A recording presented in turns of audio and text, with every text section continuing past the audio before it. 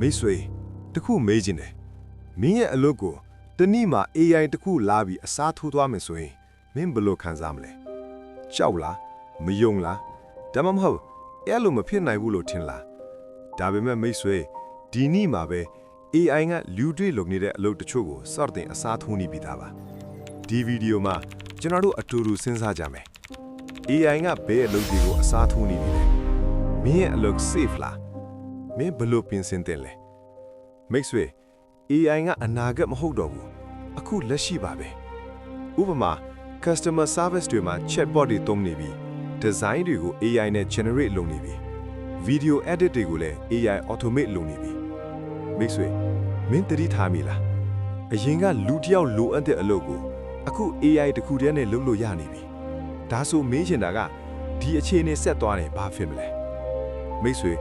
အလုပ်တစ်ခုကို AI အစားထိုးနိုင်မလားဆိုတာတစ်ခုလည်းပဲကြည့်ရမယ်ဒီအလုပ် repetitive ဖြစ်လားဥပမာ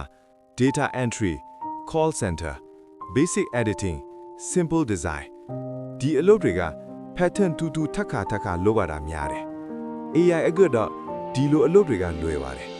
ဒါပေမဲ့ creativity decision making human connection လိုအပ်တဲ့အလုပ်တွေက AI အကမလွယ်သေးဘူးမိတ်ဆွေအရေးကြီးဆုံးမေးခွန်းက AI ကမင်းရဲ့အလုပ်ကိုအစားထိုးမလားမဟုတ်ဘူး AI နဲ့အတူအလုပ်လုပ်နိုင်မလားပါအောင်မြင်မဲ့သူတွေက AI ကိုကြောက်တဲ့သူတွေမဟုတ်ဘူး AI ကိုအသုံးချတဲ့သူတွေပါမိတ်ဆွေမင်း AI ကို tool အနေနဲ့သုံးမလားဒါမှမဟုတ် AI ရဲ့ competition ဖြစ်မလားမိတ်ဆွေ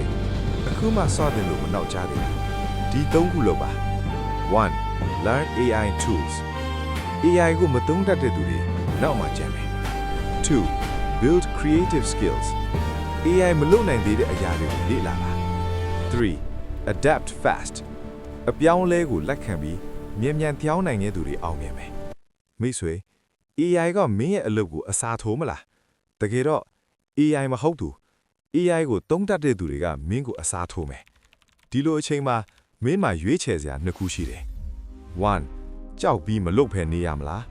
2. သင်ယူပြီးအနာဂတ်ကိုဆွဲဆောင်မလားမိတ်ဆွေကျွန်တော်တို့အတူတူနောက်တစ်ဆင့်ကိုတက်ကြရအောင်